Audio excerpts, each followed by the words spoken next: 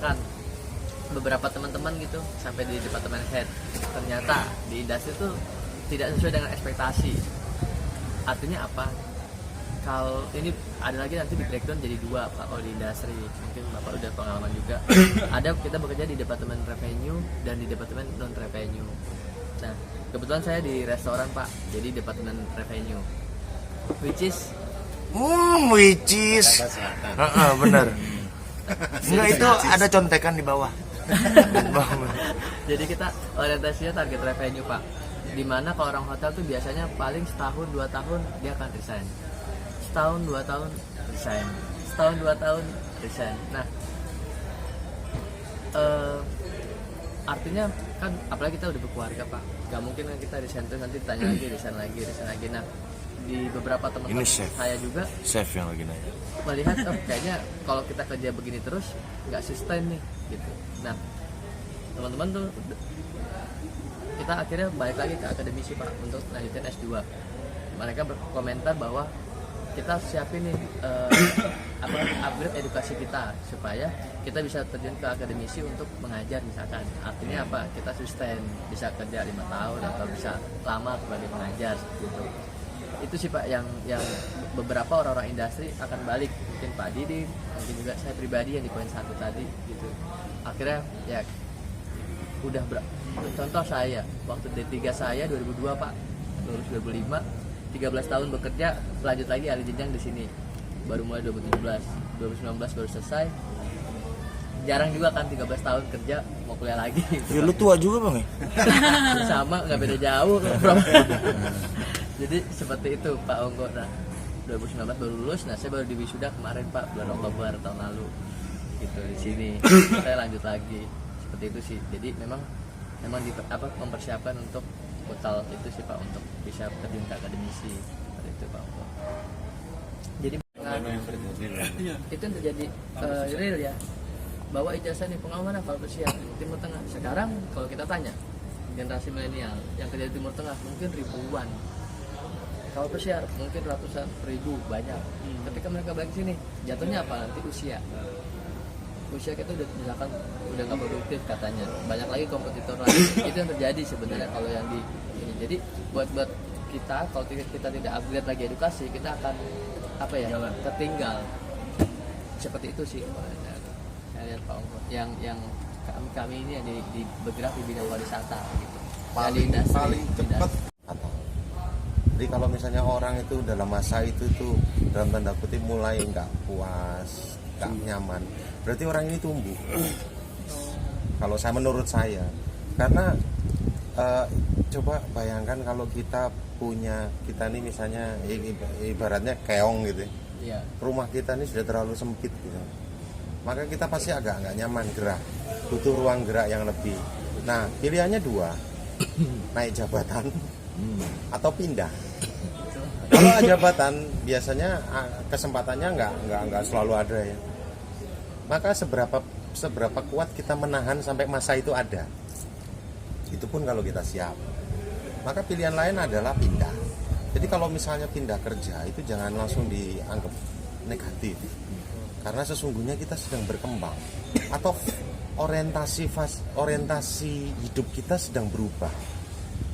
Umur 25 sampai 30 mungkin yang namanya title itu penting, manajer lah, direktur lah. Umur 30 sampai 35 aktualisasi diri, mampu membeli sesuatu, itu pembuktian. Nggak penting jabatanmu apa. 35 sampai 40 itu otoritas, ekspresi diri, kesempatan untuk mengembangkan ide dalam sebuah perusahaan itu penting. Nah, kita berada di tempat yang tepat apa enggak pada saat itu. Kalau misalnya kita umur 35 sampai 40 berada di tempat yang tanda kutip sebagai mesin, walaupun jabatan kita tinggi, itu pasti akan terganggu gitu. Maksudnya kenyamanan kita terganggu. Nah, saya memahami kenapa, karena saya pun juga dari hotel 3 tahun, pindah ke PT Sepatu Bata Retail 3 tahun, pindah lagi ke Berka 3 tahun, pindah lagi ke MAP sempat setahun, pindah lagi ke KH Travel Agent 5 tahun. Itu pada akhirnya memutuskan untuk masuk ke dunia akademisi itu memang butuh sebuah keberanian, karena itu perubahan fase, bukan hanya ini nggak masalah cuman oh duitnya berkurang, enggak, tapi pola hidup berubah ya. Dan kalau saya bilang nggak harus jadi akademisi saja, kalau memang feel-nya di situ Anda bisa jadi trainer, konsultan, sesuatu yang sifatnya transferring ilmu, itu kan core-nya kan di situ, tapi bentuknya kan macam-macam. Cuman kalau misalnya kita jadi trainer atau motivator, itu sebenarnya prinsip kerjanya sama. Kita menularkan sesuatu, men-sharing sesuatu pada yang ingin mendengarkan. Nah, dalam hal ini kalau misalnya akademisi ya dilindungi oleh dikti gitu kan, terus ada universitinya atau institusinya, tapi nggak harus melulu seperti itu. Dan tuntutan menjadi akademisi itu juga akan berkembang terus. Kalau nggak salah sekarang harus S3. Betul. Ya, Udah belum, Cak? Sudah. kayaknya sudah. Jadi S2 saja nggak cukup. Siap. Ya Pak Ongko ya. Iya, kecuali untuk mungkin perguruan tinggi baru yang memerlukan dosen. Itu masih mending. Tapi kalau yang sudah settle, biasanya dia tidak mau merekrut yang S2. Ini fakta ya, saya ngomong biasanya. Tapi sekali lagi kebijakan. Kecuali praktisi itu akan diapresiasi lebih ketika dia punya kompetensi khusus, apalagi untuk universitas yang sifatnya kayak institut vokasional ya, sekolah tinggi dan sebagainya, itu praktisi lebih memang punya nilai gitu ya. Disetarakan. Ya, tapi kalau misalnya memang yang sifatnya academician, pure academician, itu biasanya kayaknya sudah S3 deh. Wajib S3 ya. Jadi itu hal yang wajar kalau menurut saya Pak, ingin pindah ini pindah itu pertumbuhan.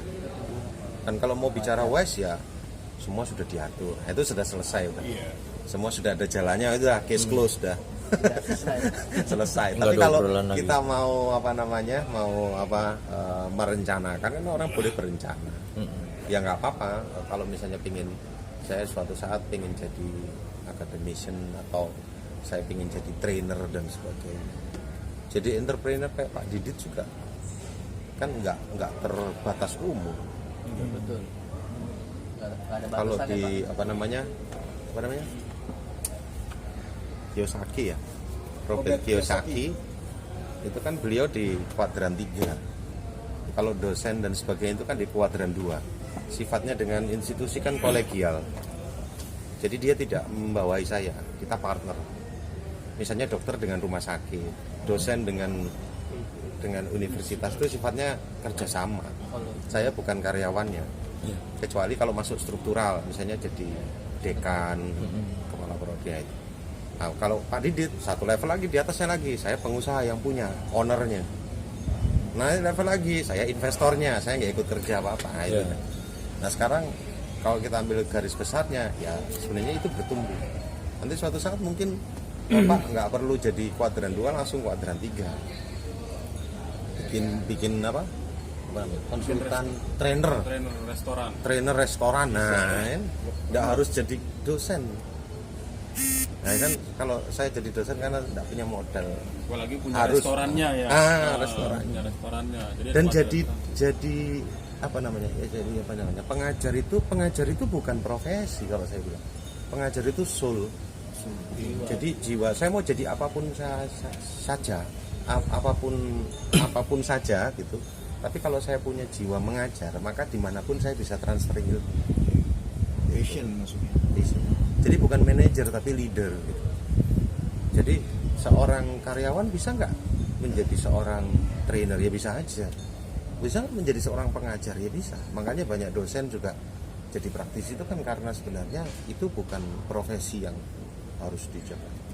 Enggak. Itu soul kalau menurut saya. Tapi profesi pendidik ada, tapi pengajar ada profesinya. Ayo profesi. Tapi kan itu kan dilegalkan sebagai bentuk profesi. Tapi sebenarnya kalau jiwa itu kan jiwa berbagi, itu kan dasar dari mengajar, itu kan berbagi. Jadi Pak Ongko terputus tuh. Tadi apa Pak? Saya sulit apa Pak? Hah? Tadi. Oh, Bapak kan dari wajahnya udah kelihatan pengajar kayaknya. Trainer itu kan. Didoain, Subhanallah, Bapak. Bang. Subhanallah. Luar luar biasa, biasa, udah ada yang penting itu dulu ya. Udah doain. Udah selamatannya belum? hanya dari gaji. Nanti buka konsultan pajak atau konsultan pariwisata. Dosen bergabung bentuk ini. Sebenarnya kan hidupnya juga dari situ. Konsultan seperti kayak Pak Didit. Ada Pak Didit konsultan mais. Ukuran orang mau kerja itu apa sih? Kan mesti kemapanan gitu kan. Nah ini beliau-beliau ini sudah mapan. Terus masih mau sekolah gitu. Apalagi kita gitu. Saya lah, bukan kita lah, saya kan. Saya lah yang belum Saya gitu kan. Saya juga belum mapan. Kalau Bapak tanya mungkin motivasinya Didit. Pak Didit hampir sama saya. Cuman Pak Didit dari kemapanan dari pekerjaan gitu kan. Kalau saya mungkin dilihat orang lain, ini Bapak tinggal sudah cukup jadi dosen sudah cukup, terus mau ngapain lagi kan. Iya, Pak. Tapi yang namanya orang pengen tahu itu kan nggak ada batasnya. Gitu. Nah, jadi saya percaya itu tadi, kalau misalnya pengalaman saya itu bahwa saya itu dulu juga mikir kenapa saya harus kuliah D3 di saat yang sama saya kuliah S1, dan itu nggak ada hubungannya sama teknik. Betul. Satu pariwisata, satu teknik. Tapi pada kenyataannya kerjaan pertama saya di hotel 3 tahun. Saya jadi PR pernah, jadi sales pernah di Hotel Radisson, Surabaya Plaza. Terus akhirnya saya Surabaya. Oh itu ya, dulu namanya yang hotel apa? Hotel- Kan ganti kan? Iya, Surabaya Yang bekas rumah Plaza. sakit tuh, jadi Ya. Surabaya Plaza kan? Belakangnya simpang. Nasi goreng jancuk. Nasi goreng jancuk. Iya. Pelan-pelan dong, jancuknya pelan. Jadinya mukanya kagak Mana belum jago ngedit lagi belum. Jadi ya memang saya yakin nggak ada yang percuma. Jadi makanya dijalani aja kalau saya bilang sih. Kalau memang ada beberapa bilang ngapain sih lu kurang kerjaan aja gitu.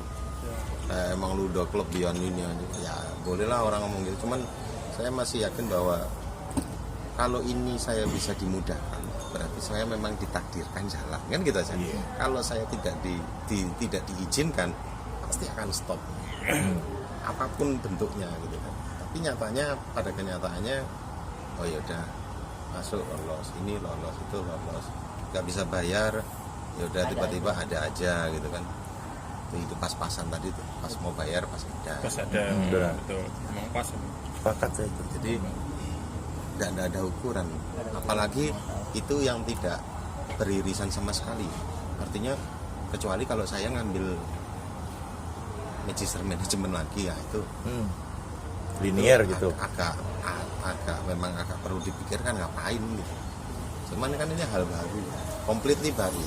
Satunya based on keilmuan, satunya based on industri, satunya pure practice ini saya bilang, satunya lagi keilmuan. Jadi saya pikir nggak ada salahnya. Dan itu inline sama yang sekarang jalan S3. Karena disertasi saya sustainable tourism. Sustainable tourism. Jadi saya pikir ya sudahlah sekalian pusing-pusing deh. Tapi mungkin kepusingan Bapak beda sama kepusingan kami. Kerjasama. Kepusingan Bapak itu kepusingan yang ibadah ada eneminya gitu, ada pelurunya yang untuk bisa mengerjakan itu. Kalau saya pribadi Pak, kepusingannya tuh benar-benar awam gitu, pusing nggak bisa ngerjain gratis gitu kan. Jadi dosen itu kemungkinannya cuma 2 Pak. Memang terjebak dari awal, artinya nggak punya pilihan, atau akhirnya nanti menjadi last resort gitu ya, sesuatu dalam capaian yang paling tinggi itu aktualisasi diri yang paling tinggi menurut saya. Teori Maslow. Jadi akan ada bedanya. Ada orang yang pure academician, biasanya dia tidak kaya akan ranah pengalaman itu, sehingga dalam aplikasi penerapan teorinya kurang. Tapi beliau ekspor banget di kajian teori gitu. Nah, orang yang nanti misalnya sudah bekerja dan memutuskan untuk mengajar, biasanya integritasnya jauh lebih tinggi. Dia loyalitasnya biasanya loh ya, karena dengan kesadaran penuh bahwa cukupkan sekian mencari uang gitu kan. Karena itu sebenarnya Nggak apa-apa, apaan sih? nggak apa-apa. Langsung masuk sebar di Ini sosmed. pengalaman orang, Iya, jadi berbuat berbagi bos. Kira-kira gitulah. Jadi ya itu pilihan. Tapi memang ada yang bilang bahwa ya kalau jadi dosen itu memang harus pilihan dari awal, itu karena niat dari awal sudah harus kuat, ya nggak apa-apa. Tapi ada orang yang dalam tanda kutip, saya mau dalam tanda kutip main-main dulu gitu ya, mau cari pengalaman yang banyak dulu, nanti baru nanti saat saya sudah punya cukup banyak pengalaman mau saya saya termasuk yang kedua, karena waktu lulus S2 itu ditawarin 2 kali ngajar, saya tolak.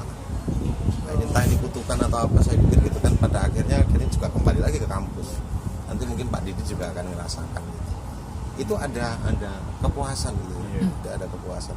Apalagi kalau misalnya kita dalam tanda kutip agak gregetan ketika kita lihat lag antara industri sama lulusan itu jauh banget lagnya. Ada gapnya. Kadang-kadang gregetan, ibarat kita itu mau tahu caranya masak gitu ya, terus hasilnya nggak enak gitu, misalnya nggak sesuai sama ekspektasi kita, gue ikut masak deh, nah gitu. Gue ikut ngajar deh, nah, misalnya gitu. Saya ingin membentuk mahasiswa sarjana yang begini, yang sesuai. Kan usernya saya, praktisi.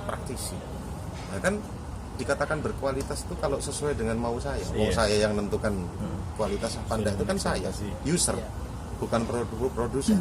Bukan. Itu makanya banyak teman-teman dari praktisi itu yang dalam tanda kutip akhirnya bukan apa, mungkin mencapai titik itu dan ingin, mungkin beliau juga termasuk. Nah, itu sangat baik gitu. Karena lag itu memang harus ditipiskan gitu. Iya. Siap. Tapi kalau yang dari Itu cuman Pak ya, komen nanti. Ini ya, jadi sekolahnya banyak ini. Ini namanya Pak Onggo, teman saya. Nih, Pak Onggo. Jadi sekolahnya banyak nih, nggak bosen-bosen kuliah S2 pariwisata malah. Dia orang teknik. Jadi mudah-mudahan video ini bisa menjadi pengalaman bagi siapapun, berbagi pengalaman ya. Pak Onggo, Cak, sawan nih Cak. Wetenge lumayan nih. Nang warung ya. Mangan. Siap. Mangan sing penting ngumpul. Siap mangan dhisik, lanjut neh video nengko. Assalamualaikum.